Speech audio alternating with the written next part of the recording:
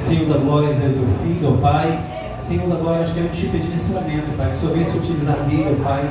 Senhor, dando autoridade, ousadia, intrepidez para falar a tua palavra, Espírito Santo, tudo aquilo, ó Pai, que ele preparou, que ele meditou, ó Pai, traga memória, Senhor, prepara nossos corações, ó Pai, para receber a tua palavra, mas fala conosco nessa noite, porque somos carentes, somos necessitados de ouvir a tua palavra, Deus, em nome de Jesus, amém. Pessoal dos irmãos que é a paz do Senhor, amém? Eu quero glorificar o nome do Senhor, porque se não fosse pela graça dele eu não estaria aí. Se não fosse pela presença dele eu não estaria aí. A pastora Michele e o Rodrigo, que me conhecem um pouco mais tempo, na época que eles eram líderes dos jovens, eu lembro de um dia quando eles me chamaram para dar uma palavra de conexão. Eu não fui, falei, estava passando mal. Eu falei, não, nada. Hoje em dia não está aqui em cima, é apenas pela graça. Amém? Abram comigo as vossas Bíblias, carta de Paulo aos Gálatas, capítulo 5. Versículo 16.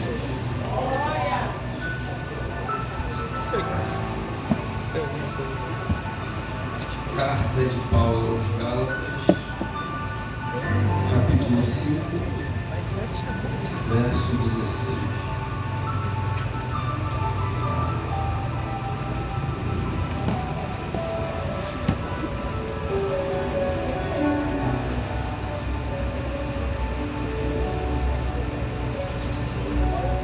Amém? Podemos ir? Está escrito: digo, porém, andai no Espírito, e jamais satisfareis a concupiscência da carne. Porque a carne milita contra o Espírito, e o Espírito contra a carne, porque são opostos entre si, para que não façais o que porventura seja do vosso querer, mas se sois guiados pelo Espírito, não estáis sob a lei. Versículo de número 24, por favor. E os que são de Cristo Jesus crucificaram a carne com as suas paixões e concupiscências. Se vivemos no Espírito, andemos também no Espírito. Amém? Podemos aceitar. Peço que você mantenha a sua Bíblia aberta no texto. Nós vamos abranger bastante o texto. Paulo ele escreve a carta aos Gálatas com o intuito, com o propósito de combater algumas ideias de alguns judaizantes. Ideias que judaizantes estavam colocando ali nas igrejas da região da Galácia sobre a doutrina da justificação. Esses judaizantes estavam pregando que a fé em Cristo não era suficiente para a justificação e a salvação, mas a fé em Cristo seguida da circuncisão e da observância da lei de Moisés. Então, aqueles judaizantes estavam colocando outras coisas para que eles fossem justificados. E Paulo, aqui na carta aos Gálatas, está combatendo essa visão, está combatendo essas ideias que esses judaizantes estão trazendo para essas igrejas. E quando a gente entende aquilo que Paulo está falando, e até mesmo uma questão sobre a lei, a gente entende que os Gálatas eles estavam voltando para debaixo da lei por causa da pregação desses judaizantes. E como eles estão voltando para debaixo da lei, Paulo lembra eles um versículo de Deuteronômio, capítulo 27, versículo 26, que diz que maldito toda lei que não cumpre toda a lei. Perceba comigo, não é um pouco da lei, não é metade da lei, não é quase toda a lei. Maldito aquele que não cumpre toda a lei. Então era necessário cumprir a lei. E nós vemos que isso, com as pessoas do Antigo Testamento, não cumpriram. Paulo escreve aos Romanos: ninguém é bom. Paulo escreveu aos Romanos que todos pecaram e destituídos foram da glória de Deus. Todos transgrediram a lei. Ninguém foi justo por si próprio ou pela lei. Ninguém nesse mundo conseguiu ser justificado por meio da lei. Quando eu lembro disso, eu olho para Paulo, ele escrevendo: porque todos pecaram e destituídos foram da glória de Deus. Eu observo se esses judeus, esses judaizantes não querendo fazer com que os gálatas voltem para debaixo da lei, mesmo percebendo que ser justificado pela lei é algo quase impossível, porque a lei ela te aponta o pecado. Paulo dá um exemplo em Romanos: eu não ficaria sabendo que matar é pecado se a lei não me apontasse, não matarás. Então, por causa disso, a lei ela dá força ao pecado, a lei ela mostra o pecado, mas não me capacita a vencê-lo. Esse é o problema. É que a lei ela foi imputada, só que ela não me capacita a vencer. A lei ela me mostra o meu pecado, mas não me capacita a vencê-lo. Por isso que para ser justificado pela lei eu preciso ser perfeito. Para ser justificado pela lei eu preciso ser irrepreensível. E ninguém foi. Ninguém conseguiu não transgredir a lei. Mas aí eu lembro de um. Que Mateus relata sobre ele, no Evangelho dela, seu nome no capítulo 5. Ele relata que esse um disse assim: ó, eu não vim para abolir a lei, eu vim para cumpri-la. O escritor aos Hebreus diz assim: ó, ele foi tentado em tudo, mas em nada pecou. Ele passou tudo que nós passamos, mas mesmo assim foi perfeito. Ele sentiu tudo que eu sinto. Ele sentiu tudo que você sente. A ansiedade que você talvez sente, ele também sentiu. A tristeza que você sente, ele também sentiu. Mas foi perfeito. Foi justo. Não transgrediu a lei. Ele foi irrepreensível e perfeito. Cristo foi o único que cumpriu toda a lei. Cristo foi o único que foi irrepreensível. E aí eu imagino. Agora, pensa comigo. Vamos sair fora da caixinha agora. Pensa comigo. Nós estamos dentro de um tribunal. Dentro desse tribunal, Deus é o juiz. E nós estamos sendo acusados, condenados. Pelo quê? Por transgredir a lei. Nós transgredimos a lei, e por causa da nossa transgressão à lei, nós estamos sendo condenados pelo Deus reto juiz. E quando Deus está nos condenando, Ele está prestes a dar o veredito, nos condenar para a morte, porque o salário do pecado é a morte. Então Deus está prestes a dar o veredito e nos condenar para a morte eterna. Quando Deus está levantando a mão para poder nos condenar, entra alguém por nome de Jesus de Nazaré e diz assim: ó, não condena eles não. Condena não. Que a sua ira não caia sobre eles, mas caia sobre mim. Aí eu imagino Deus perguntando: por quê? Eu derramaria a minha ira sobre você se você for perfeito? Por que eu derramaria a minha ira sobre você se você não tem pecado, se você não transgrediu a lei, se você não errou, se você não caiu, se você não pecou? Por que eu derramaria a minha ira sobre você e não sobre eles?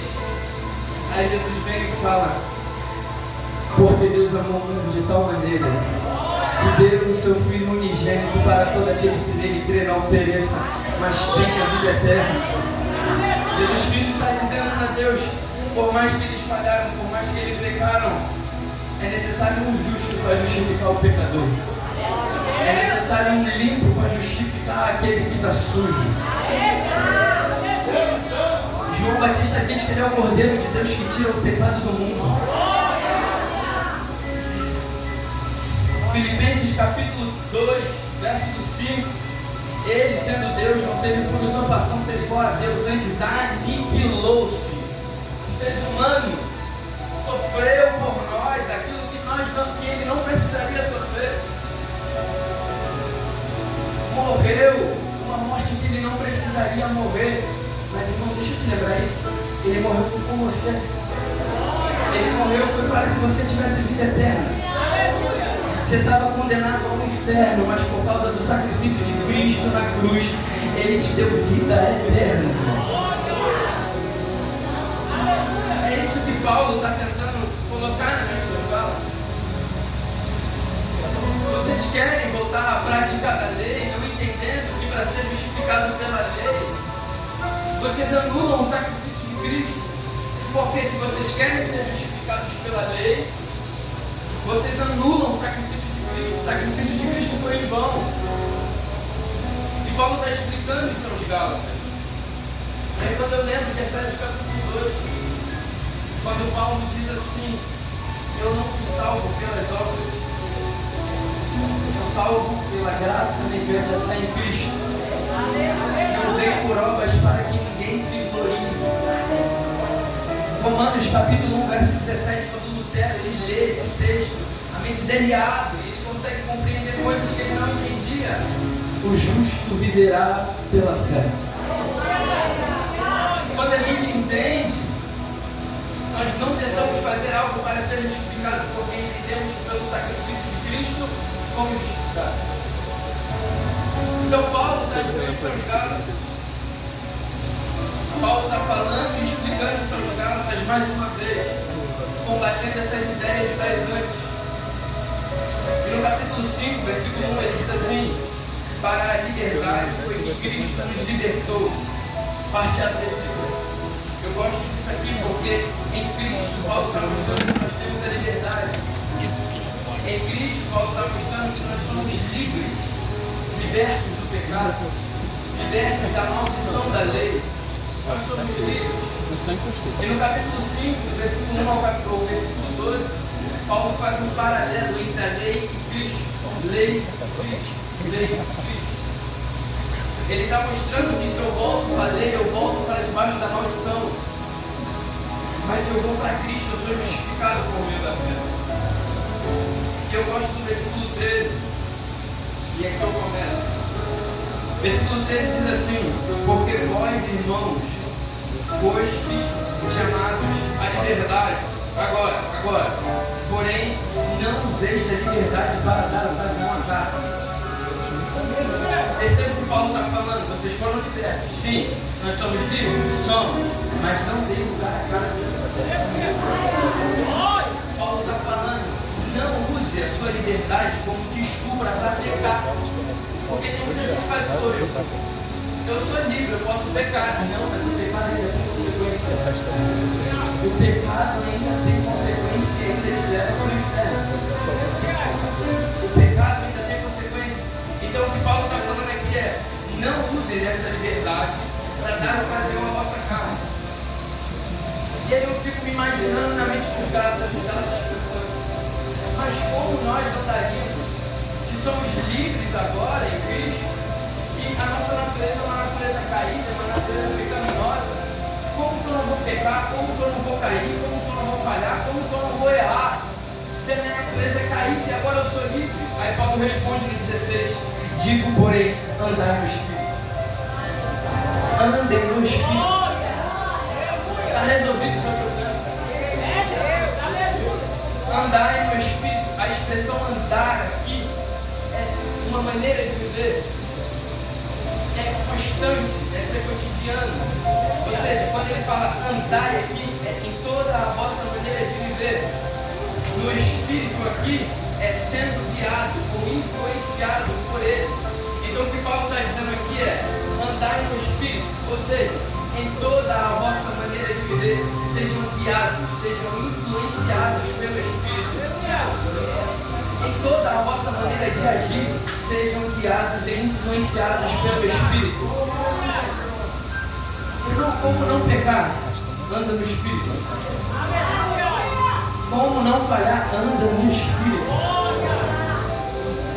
Se você está sendo muito tentado, começa a orar mais. Se você está sendo muito tentado, começa a ler mais. Ande no Espírito. Não sou eu que estou falando, é Paulo, é a Bíblia, a palavra de Deus. Ande no Espírito. Mas é luta. É prova, irmão. Versículo de número 17. Porque a carne milita contra o Espírito, e o Espírito contra a carne, porque são opostos entre si, para que não façais, porventura, o que seja do vosso querer. Quando ele está falando isso aqui, ele não está mentindo para as igrejas da Galácia, ele está falando, é luta mesmo. Sua carne contra o teu Espírito é luta, irmão, é guerra todo dia. É guerra. Aí eu lembro de Paulo em Romanos capítulo 7. Há uma lei nos meus membros que vai contra a lei do meu entendimento. O bem que eu quero fazer, eu não faço. O mal que eu não quero fazer, eu acabo fazendo. Miserável homem que sou, quem me livrará do corpo desta morte? Paulo está reconhecendo a sua miserabilidade. Paulo está reconhecendo que há uma luta interior dentro dele. Paulo está reconhecendo que até mesmo Paulo, olha quem foi Paulo, 3 viagens missionárias, várias igrejas estabelecidas, quase metade do Novo Testamento escrito por Paulo, mas mesmo assim ele é humilde em declarar, eu também luto contra isso. Eu também luto contra o meu pecado. A minha natureza caída, quando ele fala nos meus membros, ele está falando de sua natureza caída. Quando ele fala da lei do entendimento, ele está falando do Evangelho. Ou seja, o Evangelho e a sua natureza caída, eles ficam batalhando todo dia, todo dia, todo dia. Todo dia é uma luta, irmão. E nem todo dia a gente vence.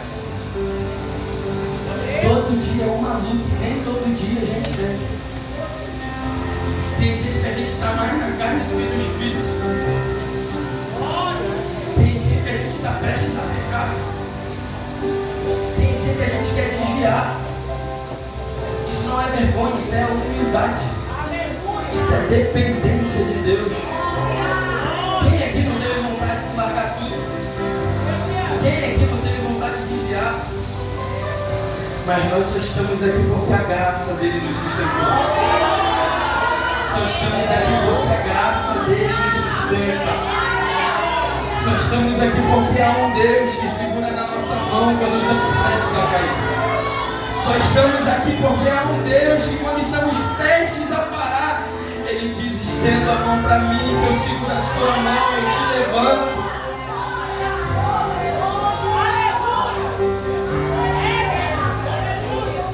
Nem todo dia a gente está bem. Quando você cair, quando eu cair, quando nós pecarmos, lembra que Ele não desiste de você. Lembra que não é por um pecado que Ele não deixa você de lado. Ao contrário, Ele investe em você. Todos nós estamos propícios a cair. Todos nós estamos propícios a pecar. Mas o que Deus quer é que você seja inconformado com o pecado. O que Deus quer é que você seja inconformado com a sua natureza. O que Deus quer é que você lute, guerreie, batalhe. Porque viver na prática do pecado não. Mas cair, todos nós estamos suscetíveis. Mas o que Deus quer aqui é guerra. É guerra contra a sua carne. É guerra contra a lei dos seus membros. É guerra contra a sua natureza caída. E quando Paulo ele vem falando aqui que é guerra, versículo 19 ao versículo 21, Paulo lista as obras da carne. E o que são as obras da carne? São comportamentos, são atitudes minhas quando eu deixo me levar pela minha natureza caída. Repito, o que são as obras da carne? São atitudes e comportamentos que eu tenho quando eu deixo me levar pela minha natureza caída. Então, quando eu me deixo levar pela minha natureza caída, eu tenho esses comportamentos.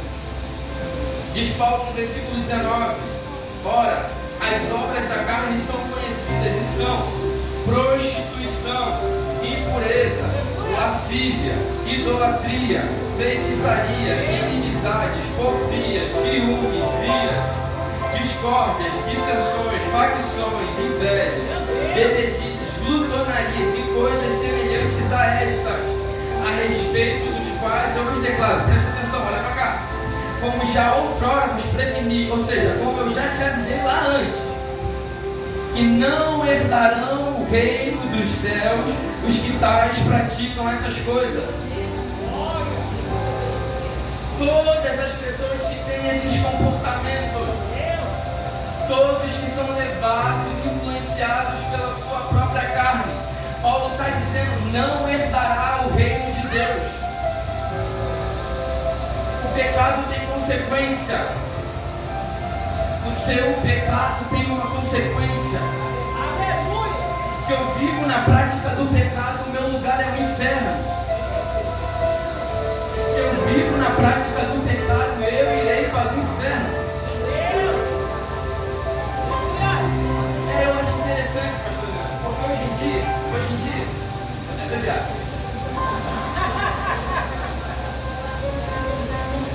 Porque hoje em dia, muito se é pregado por vitória. Muito se é pregado bênção. Muito se é pregado materialismo. Errado, vitória e bênção, até um ponto não. Mas por que pouco se é falado das consequências do pecado?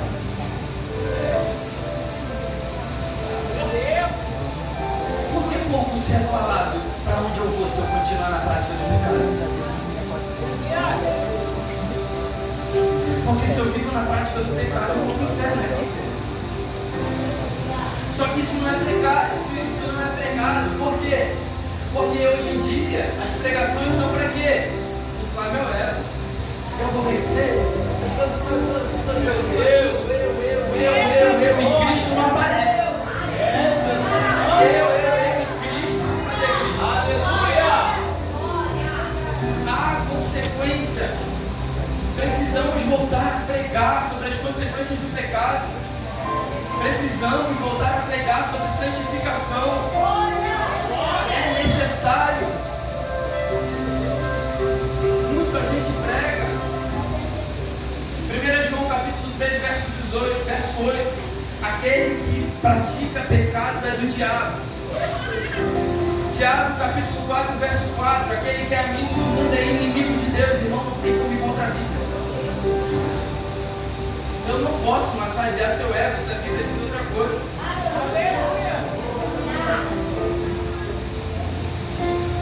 Lembre aqui, o que eu estou falando? Eu estou falando daquele que vive na prática do pecado. Eu estou falando porque os textos de 1 João, Tiago capítulo 4 e o que Paulo está falando aqui em Gálatas, não é para ímpio, é para crente. Então ele está falando para quem já sabe, para aqueles que vivem na prática do pecado. Você caiu, você falhou, o Espírito Santo te dá graça para você se levantar. Você sabe que você está pecando e está vivendo na prática do pecado, você é do diabo. Você é inimigo de Deus. E eu não estou falando isso aqui para te acusar, não. Eu estou fazendo isso aqui, eu estou falando isso aqui para que você possa despertar. Porque os apóstolos, quando escrevem isso aqui, é para despertar a igreja à santificação.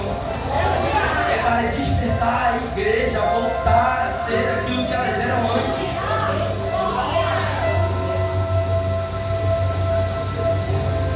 Se vivemos segundo a nossa natureza caída, esse é o nosso lugar. E eu peço a vocês que façam a mesma coisa que Paulo pediu aos Coríntios. Examine-se. Examine-se. Agora, pode se examinar. Se tiver com a Bíblia aberta, olhe para o texto aí e começa a ler. Eu quero você. Porque antes de bater aí, bateu aqui também. Eu não posso estar pregando isso aqui se eu vivo. Então, se examine agora.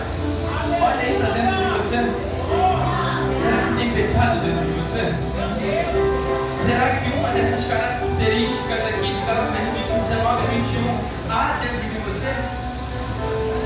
O Espírito Santo ele começa a fazer você entender, a fazer você discernir aquilo que pode estar dentro de você e você nem sabe.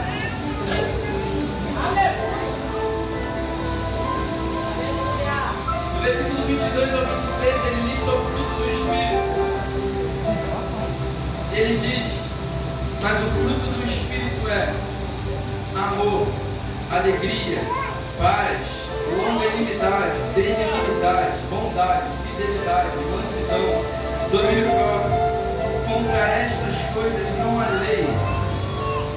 E agora observe comigo o que ele fala no versículo 24. E os que são de Cristo. Vamos parar aqui. E os que são de Cristo.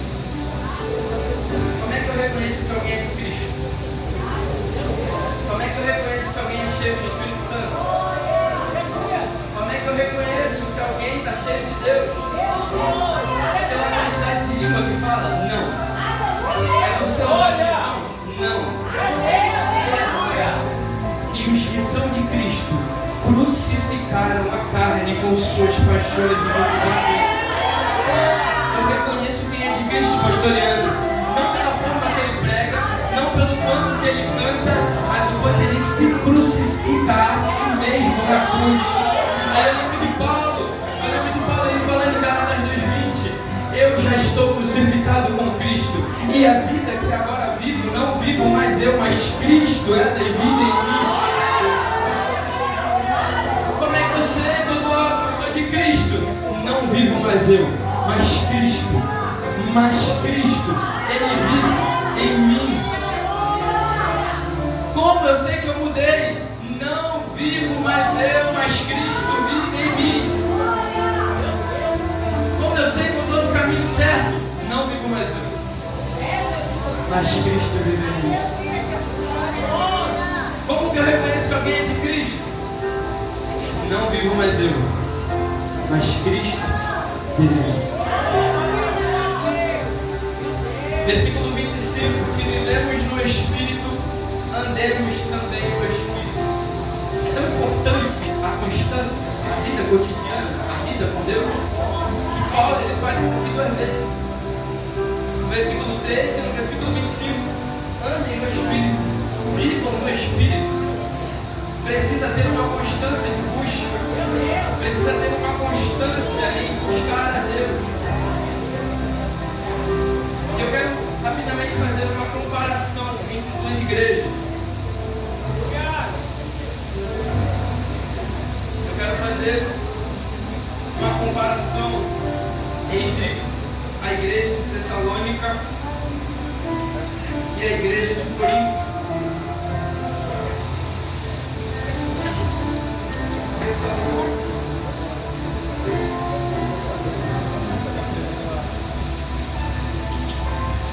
A igreja de Tessalônica é formada em Atos capítulo 17, quando Paulo sai de Filipos e vai para Tessalônica.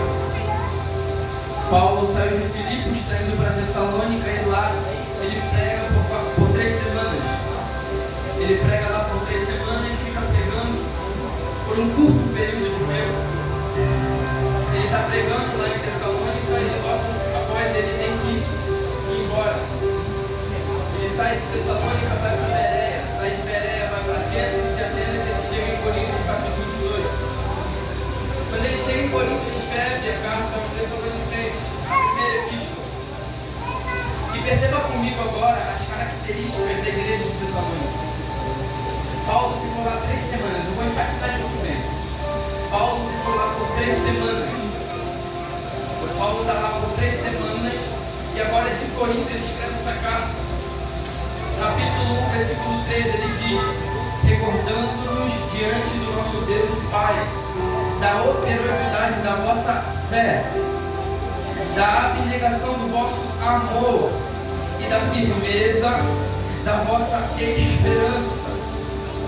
Quando a gente lê 1 Coríntios 13, Paulo está falando dos dons essenciais. Dons essenciais, ou seja, é essencial todo cristão ter, que na teologia é chamado de trilogia paulina. Em 3 semanas, Paulo pregando em Tessalônica. Em 3 semanas, Paulo em Tessalônica pregando o Evangelho. Esses crentes já deram fruto: fé, esperança e amor. Versículo 6: com efeito vos tornastes imitadores nossos e do Senhor, tendo recebido a palavra, posto que em meio de muita tribulação, com a alegria do Espírito Santo. Olha isso aqui. Eles estavam em uma tribulação grande, eles estavam vivendo numa tribulação, mas mesmo assim eles receberam a palavra com alegria. Mesmo assim eles receberam o Evangelho com alegria e se tornaram imitadores de bola de Cristo. Olha a conduta dessa igreja. Versículo de número 7: de sorte que vos tornastes um modelo para todos os crentes na Macedônia e na Acaia. Modelo aqui é exemplo. Eles se tornaram exemplo para crentes de outras regiões. Versículo 8: porque de vós repercutiu a palavra do Senhor, não só na Macedônia e Acaia, mas também por toda parte se divulgou a vossa fé para com Deus, a tal ponto de não termos necessidade de acrescentar alguma coisa. Sabe o que Paulo está falando aqui? Nós não precisamos, nós não acrescentamos nada da vossa fé. Por quê? Porque eles não só pregaram o Evangelho, eles viveram o Evangelho. Eles pregaram e o Evangelho através deles ficou conhecido, mas também a conduta cristã deles ficou conhecida. Olha isso. É uma igreja que vive segundo a carne ou é uma igreja que vive segundo o Espírito?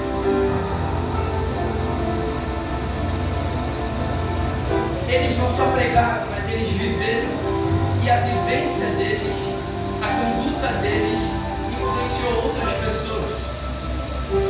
Olha o exemplo que a igreja de Tessalônica está sendo.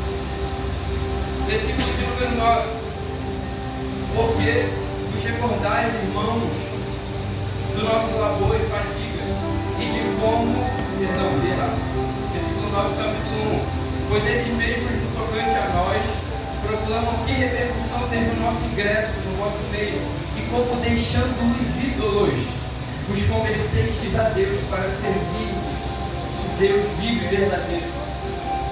Até a maneira de como eles se afastaram do pecado, até a maneira de como eles se afastaram da idolatria, foi um exemplo para as outras pessoas. E no versículo 10 ele diz: e para aguardar dos céus o seu Filho, a quem ele ressuscitou dentre os mortos, Jesus, que nos livra da era vindoura. No final eles ainda tinham uma esperança escatológica, que Jesus viria. Estuda comigo, mano. Então perceba comigo que mesmo em 3 semanas, 3 sábados, Paulo ali, só por esse pouco período de tempo, Paulo ali, a igreja frutificou de uma maneira extraordinária.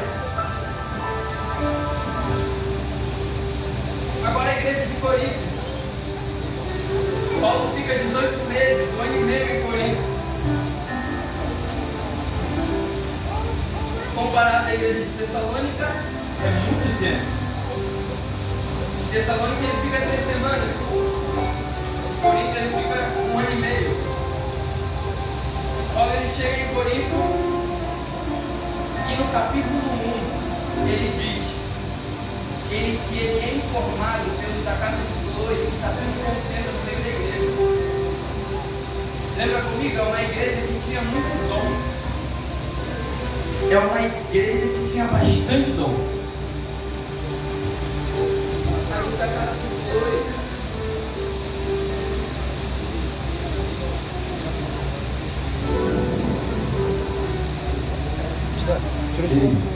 mas os da casa de Chloe informam a Paulo que está tendo dissensões naquela igreja. No capítulo 3, Paulo está tratando da divisão daquela igreja. E Paulo fala assim: eu não vos pude falar como a espirituais, mas tive que falar a vocês a carnais, como meninos na fé. Uma igreja que ele ficou 1 ano e meio, ele está dizendo: eu tive que falar a vocês como se vocês fossem carnais. Capítulo 5, ele trata de um incesto na igreja. Um menino fica com a sua madrasta. E ali causou um escândalo na igreja, mas o que me apavora é que a igreja acha normal. Estava tão afundada no pecado que acha normal. Capítulo 5 ele tem que tratar disso. Capítulo 11, o que estava acontecendo? Uma desunião na hora da ceia. Uns começavam a tomar a ceia antes, e quando ia tomar junto, aqueles que tomaram antes já estavam embebedados.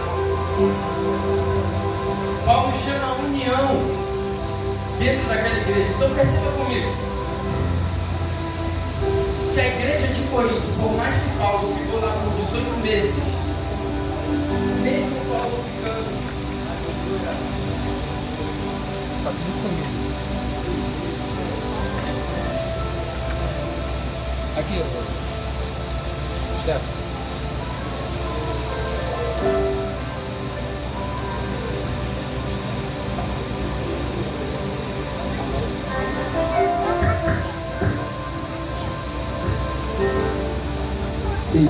Perceba comigo que mesmo Paulo ficando 18 meses em Corinto, aquela igreja estava cheia de divisão, aquela igreja estava cheia de pecado. Mesmo sendo uma igreja que tinha muito dom, estava cheia de pecado. Por quê? Porque dom não te torna salvo. Você pode ter muito dom, mas não significa que você é salvo. Lembra do que Cristo falou? Naquele grande dia, muitos dirão: nós profetizamos em teu nome, Senhor. Nós expulsamos demônios em teu nome, Senhor. Nós curamos os enfermos em teu nome. O que Deus fala? Apartai-vos de mim, porque não vos conheço. Olha, apartai-vos de mim, porque não vos conheço.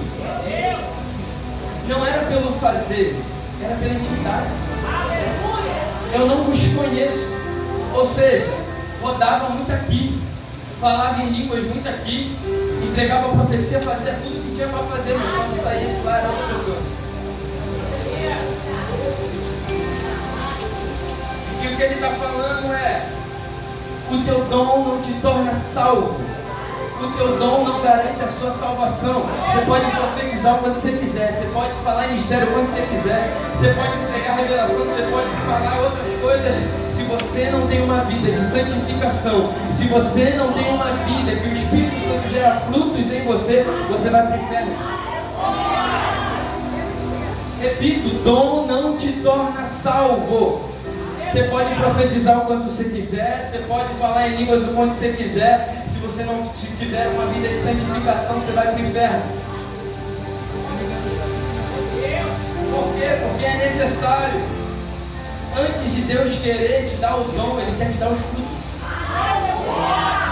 Antes de Deus querer te usar, primeiro Ele quer te moldar. Antes de Deus querer aquilo que você pode fazer na obra dele, Deus quer você. E quando você entende isso, sua mente muda. Porque não é pelo que eu faço, é pela graça dele que mesmo assim me quer. É pela graça dele que mesmo assim investe em mim. É pela graça dele que mesmo eu sendo pecador, miserável, pobre, cego e nu, ele está ali, estendendo a mão toda vez que eu caio. E o que eu quero deixar para concluir? Como que nós vamos conseguir andar no Espírito? Irmão, está na hora de orar mais. Está na hora de buscar mais. Está na hora de se entregar mais. Está na hora de acordar mais vezes de madrugada. Está na hora. O que Deus está falando é: está na hora de você começar a andar mais no Espírito. Quanto mais você ora, mais íntimo você é do Espírito, e o Espírito gera em você os frutos do Espírito. Quanto mais íntimo você é de Deus, mais parecido com Ele você é. Como que você quer ter o caráter de Cristo se você não ora? Como que você quer ter o caráter de Cristo se você não medita nas Escrituras? Uma das formas de ouvir e ser guiado pelo Espírito é pela Bíblia. Um livro que hoje em dia é muito desprezado. Um livro que hoje em dia muita gente fecha. E tem muita gente dizendo, eu quero ouvir Deus, eu quero ouvir Deus, eu quero ouvir Deus, mas está com a Bíblia fechada. Enquanto Deus está falando, abre a tua Bíblia que eu falo contigo.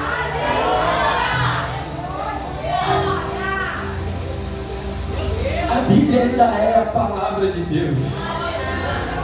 Através da Bíblia Ele ainda te consola. Através da Bíblia Ele ainda te confronta. Mas através da Bíblia Ele ainda te dá força para suportar as adversidades. Volte para a Escritura, irmão. Você quer ser guiado pelo Espírito? Estude a Bíblia. Quer ser guiado pelo Espírito? Estude a Bíblia. Tem muita gente que fala que a Bíblia não é a palavra de Deus. Tem muita gente que fala que a Bíblia não é suficiente. Só que quando eu vou estudar, pastor, a Bíblia, eu vejo que ela foi escrita por cerca de 40 autores, num período de 1.600 anos. Como é que nesse tempo, como é que um tanto de autor, como é que nesse tanto período de tempo, ela inteira aponta para uma única pessoa, Cristo? Podem ter sido vários autores diferentes, podem ter sido vários estilos literários diferentes, mas há um único autor e o nome dele é Espírito Santo. Se você quer ouvir a voz do Espírito Santo, meu irmão, abre a sua Bíblia. Em 2 de Pedro, capítulo 1, verso 20 e 21, ele diz que nenhuma profecia da Escritura é de inspiração humana. Homens falaram movidos pelo Espírito Santo. Como que eu vou ser movido pelo Espírito?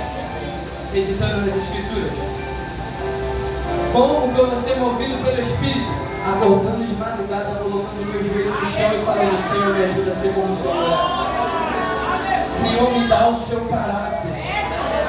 Espírito Santo, gera em mim um coração segundo o teu. Quando eu entendo que eu sou dependente, eu estou mais perto de Cristo. Quando eu entendo que eu sou dependente, eu estou mais perto. E nós viemos ficar com essa palavra. E nós viemos entender, irmão, que por mais que a carne ela tente nos dominar, o que Jesus está falando aqui é: precisamos ter uma vida guiada pelo Espírito. Precisamos ter uma vida movida pelo Espírito. Precisamos andar no Espírito. Se não andarmos segundo o Espírito, irmão, o que nos espera é o inferno. Se vivermos na prática do pecado, nosso lugar é o inferno. Mas Cristo nos justificou e enviou o Espírito Santo Consolador, para que através dele fosse gerado em nós a santificação. Fica de pé comigo. Daniel. Rápido, nosso microfone. Quem? Daniel. Depois de ligar o outro, não sei como. Senhor Jesus, Pai, eu preguei a sua palavra, Senhor. Senhor, a sua palavra foi exposta, Pai. E Senhor, eu creio, Espírito Santo, no poder que ainda há na palavra de Deus. Eu creio, Senhor, porque quando a palavra de Deus ela é exposta, é a tua voz ecoando através da voz de quem está falando. E Senhor, a minha oração hoje aqui, Pai, é que o Senhor venha nos ajudar, Senhor. Senhor, estamos aqui, Senhor, podendo estar em vários outros lugares. Estamos aqui, Senhor, mesmo com a oportunidade de estarmos em outros lugares que talvez satisfaria a nossa carne. Mas, Senhor, estamos aqui porque escolhemos alimentar o nosso espírito, porque escolhemos viver segundo o Espírito. E nesse momento, Pai, eu te peço, Senhor, aquele que está caído, Pai, que o Senhor possa levantar agora, Pai. Aquele que está em pecado, Espírito Santo, que o Senhor venha levantar. Senhor, dá graça àquele que precisa de graça. Senhor, ajuda aquele que precisa ser ajudado, Senhor. Porque nem sempre estamos no nosso melhor dia, Senhor. Mas o Senhor está conosco a cada dia, nos guiando, orientando e ajudando, Pai. Senhor, que o Teu Espírito Santo possa gerar em nós o fruto do Espírito. Nós damos autorização, Pai, e pedimos, clamamos, suplicamos, Pai. Gera em nós o coração segundo o Teu. Gera em nós o caráter de Cristo. Gera em nós a mente de Cristo, Senhor. Não queremos ser guiados pela nossa carne, Pai, mas queremos ser guiados segundo o Teu Espírito, Senhor. Fale conosco, Espírito Santo, através das Escrituras. Fica conosco, Pai. Confirma essa palavra nos nossos corações mais uma vez, em nome do Senhor Jesus. Amém. E o Senhor agradeceu a minha oportunidade.